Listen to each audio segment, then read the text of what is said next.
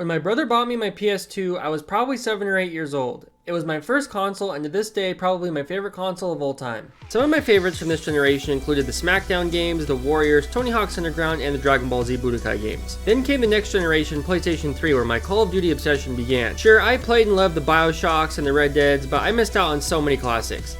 Chiefly among them is the God of War franchise. Not only the trilogy starting in 2005, but the 2018 reboot as well. Am I going to learn that I missed out on Sony's crown jewel of video games, or is this the second best franchise with the initials GOW? Let's find out.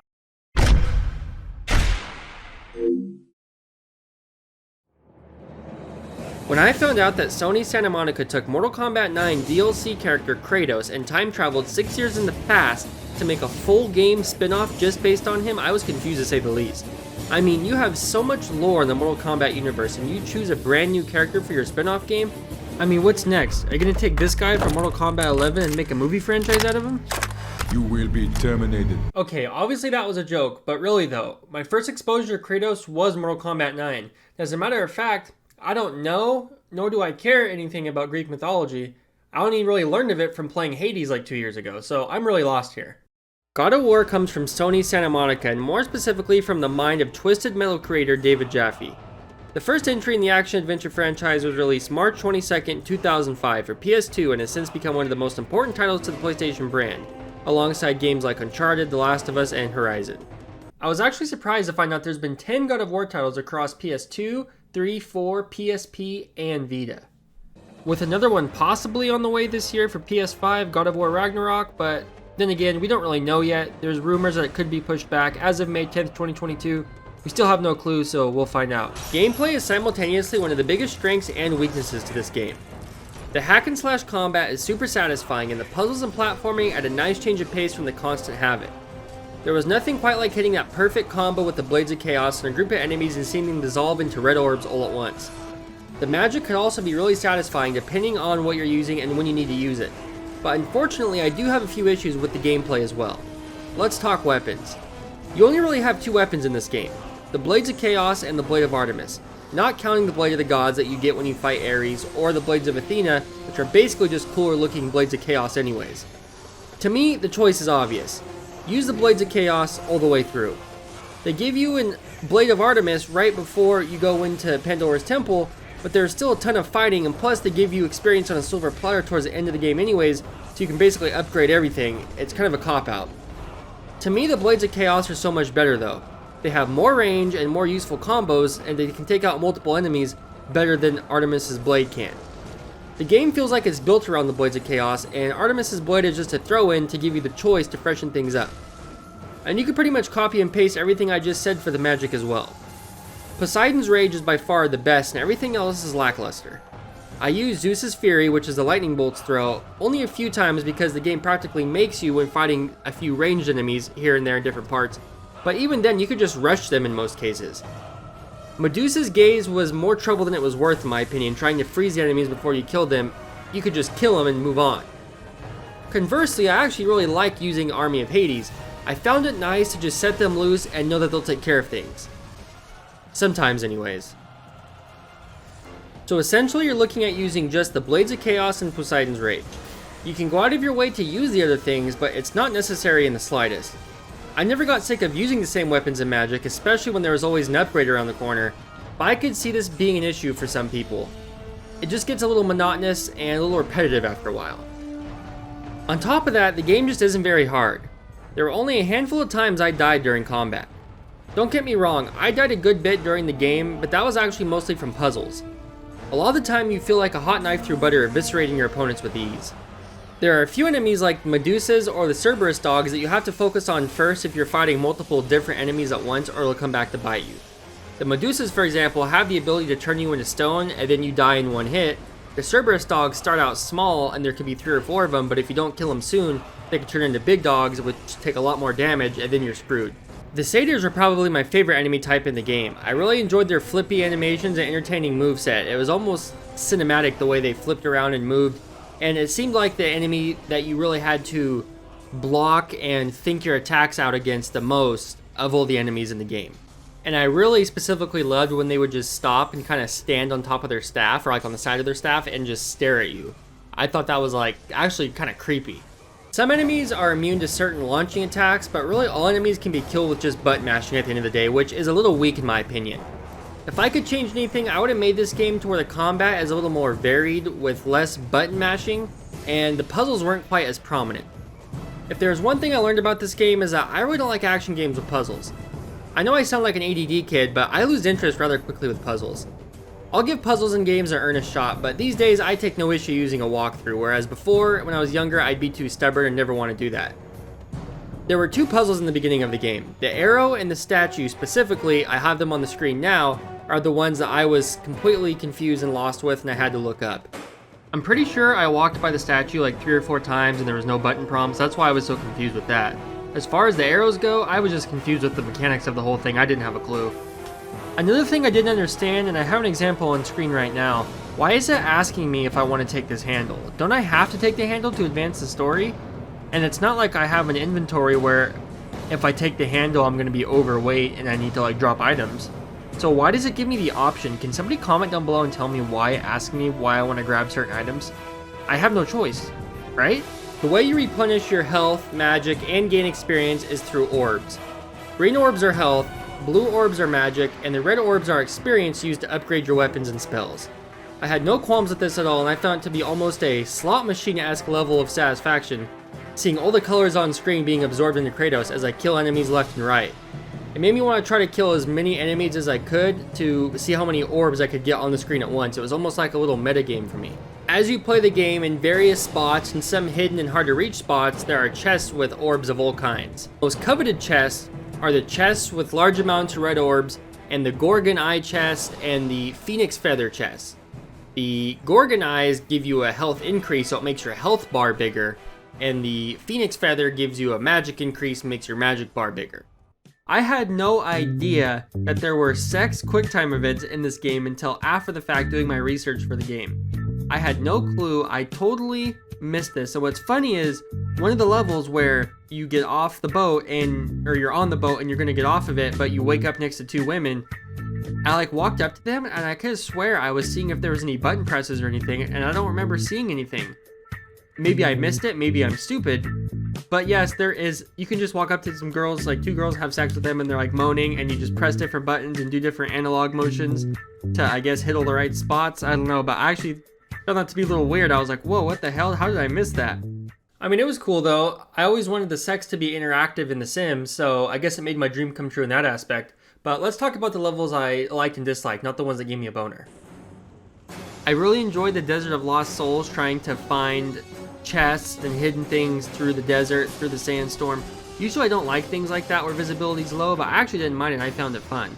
In this little part right here, you can see that you have to push this block while fighting enemies on a conveyor belt that's pushing you backwards. So you have to try to fight the enemies as quick as you can in order to be able to get the block forward to get off the conveyor belt. Otherwise, you'll just be stuck in the same spot forever. I found this to be really fun. Stuff like this, these are the kind of puzzles I really enjoyed that mixed puzzles and combat. Right after you get the Boy of Artemis as well, there's another spot where the game just throws a ton of enemies at you. They're not difficult enemies, but there's a lot of them. I found that to be one of the most satisfying parts of the whole game, and I wish there was more stuff like that, where you're getting either different varieties of enemies at once, or a ton of enemies at once like this. Now, the part I had the biggest issue with in this whole game, as far as like gameplay wise, was the Path of Hades. I sucked for some reason when I was on the Path of Hades. Now, usually I like stuff like this, and I still liked it, but it took me well over an hour to complete the Path of Hades. I don't know why. It's not that difficult. It's literally just platforming, moving, jumping from this thing to that thing, and it's all about timing, because you have big blades on these logs pretty much that are spinning, and you have to just time it right to where you don't die. And it took me forever to beat it. I finally beat it, but I think what happens is when I get towards the end of games, I get so like excited and anxious to beat the game that I can't take my eye off the prize a little bit, and that cost me here in the Path of Hades. But I still found it to be a ton of fun, even though I sucked in this part. Something I found kind of cool in this game is that there's a room towards the end where there's blueprints of all the traps that you had to defeat and all the puzzles that you had to go through. Somebody actually made these within the game that you had to complete to get to Pandora's box, but you know damn well there's probably a room in Sony Santa Monica, or there used to be, where they actually had sketches of all the blueprints when they were making the game. So it's almost kind of like a meta thing, almost straddling on Easter egg territory, but I found it to be pretty cool. One more thing I should mention before we get into the story is if you go to the treasures, there's all kinds of hidden stuff in this game that's really sick that they added. They added basically a documentary that's all the makings of everything you could think of in the game. Plus they added a challenge mode and a god mode, and they have all the in-game cutscenes in here. Plus they have extra unlockable stuff that you can only unlock if you beat the game in god mode. So there's like tons of bang for your buck. I miss the fact that games used to do this. I wish they still did. The gods of Olympus have abandoned me.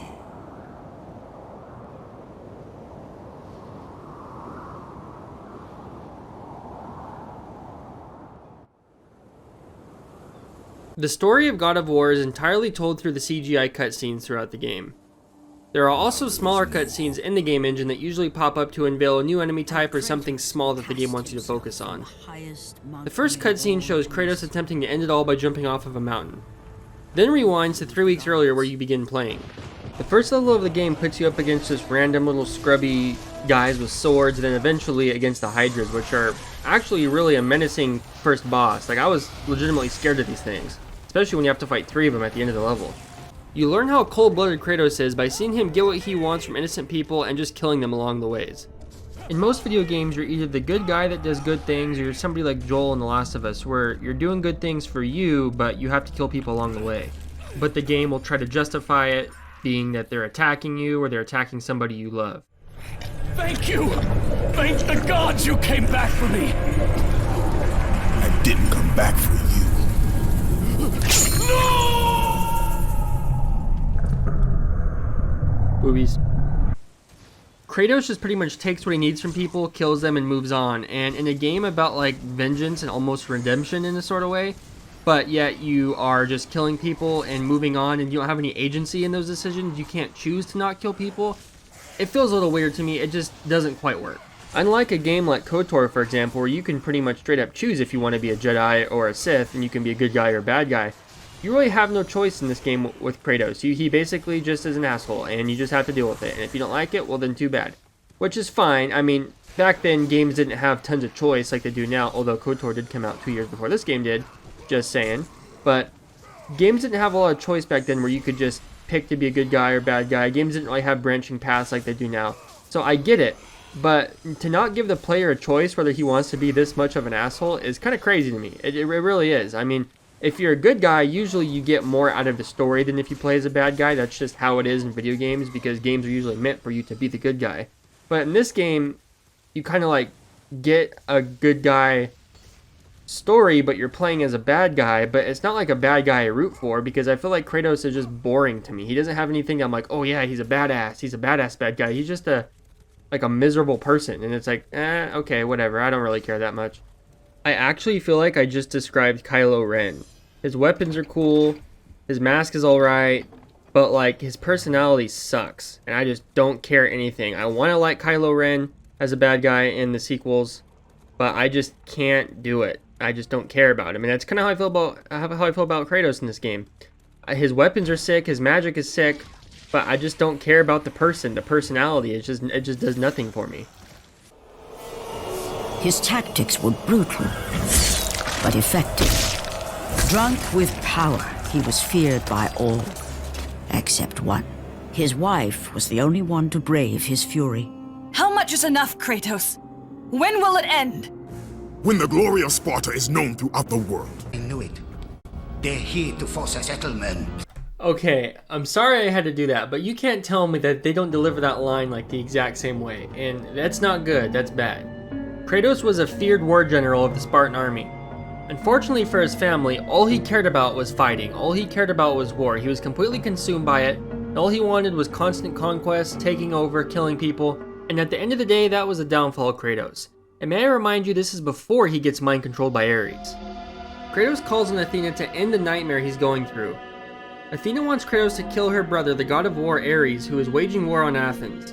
And because Zeus has forbidden the gods from going to war with each other, the only person who can stop Ares is Kratos because he is immortal. Kratos asks if he succeeds, will it make his awful visions go away? He says, "Complete this final task, and the past that consumes you will be forgiven. Have faith, Kratos.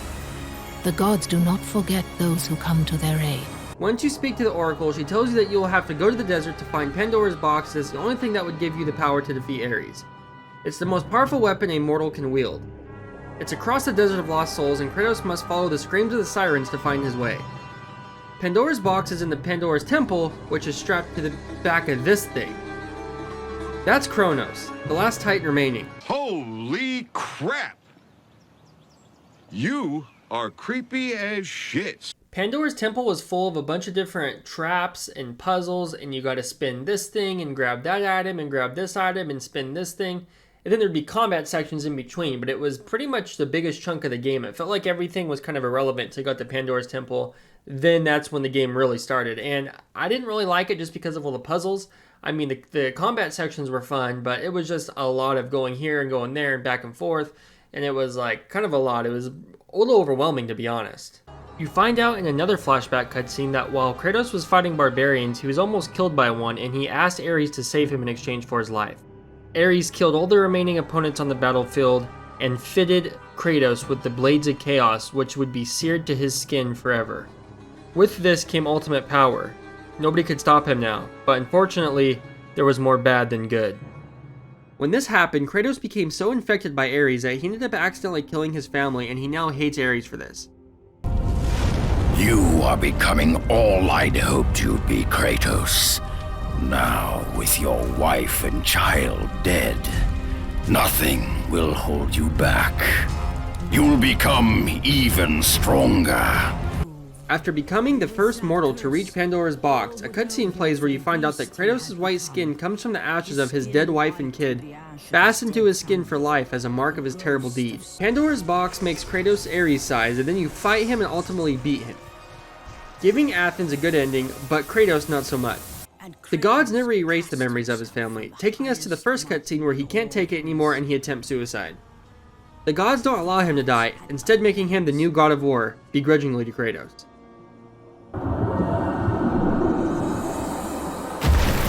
Borne aloft like a feather, Kratos found himself risen from the sea and placed on solid earth. You will not die this day, Kratos. The gods cannot allow one who has performed such service to perish by his own hand. Ares' tactics were brutal. His path of destruction had to be stopped. But now there is an empty throne in Olympus, and a new god of war is needed. Take these stairs, Kratos. They lead to your ultimate reward. The story is a tragic one for sure. A story of vengeance for Kratos. Unfortunately, I found Kratos to be quite an uninteresting character, and I almost always like villains and bad guys more than good guys. But Kratos doesn't really seem like somebody you want to root for. At least, up until you find out that he killed his family under the mind control of Ares, you kind of feel bad for him, but then the problem arises that when you find out he asked Ares to save him in exchange for his life, it's like, well, I mean, you kind of did it to yourself. Then you add on top of that you, the player, are the one playing as Kratos. It puts the player in a weird spot. Kratos seems to find nothing sacred around him. He seems incredibly selfish as a Spartan, and then while he's trying to redeem himself, he's still selfish. It's almost like Kratos needs some sort of comeuppance or come to Jesus moment where he becomes the exact opposite of what he is the whole game, and his redemption arc goes full circle, and he becomes something different. Instead, he takes the mantle as the god of war, but he's just as miserable as always, which makes me feel like I just wasted my time playing this game. This review has probably come off pretty negative, and don't get me wrong, I really enjoyed the gameplay in this game, the combat, the enemies, the QuickTime events, which by today's standards are looked at as like ancient and annoying. Back then, it was kind of like a brand new thing to have QuickTime events in a game, so like I'm not looking at it from this viewpoint of 2022 and thinking, oh, this is garbage and this is trash and blah blah blah. Although who knows what my viewpoint of the game would have been if I would have played it back then. But my two biggest issues with the game are the puzzles. Not just a me problem, I just don't really like puzzles in games like that. I mean, there's very few exceptions, but really for the most part, I'm not a fan of puzzles. The story and Kratos particularly is where I just don't care for the game. I think Kratos is a really boring main character. I don't really enjoy him at all. I don't really think it's like cute how much of an asshole he is or whatever. And it's not like I had a problem with people being complete jerks, but Kratos just doesn't do it for me as a character. I'm just not a fan of the character. I don't really like Greek mythology and stuff like that to begin with. I don't really like Lord of the Rings or anything close to that. I'm more of like a World War II guy. So in that way, the game was maybe never going to click with me. But Kratos in particular, don't really like him. But who knows? We got God of War 2, God of War 3, and we got God of War 2018. Maybe I'll just skip to God of War 2018. Maybe I won't even play 2 and 3 for the next God of War video. I don't know. But if you guys liked the video, if you guys liked the review, give it a like, leave a comment, subscribe if you're new here to Tap Plays Games. I'm Tap, I play games. Thank you guys so much for watching. And I'll talk to you in the next video.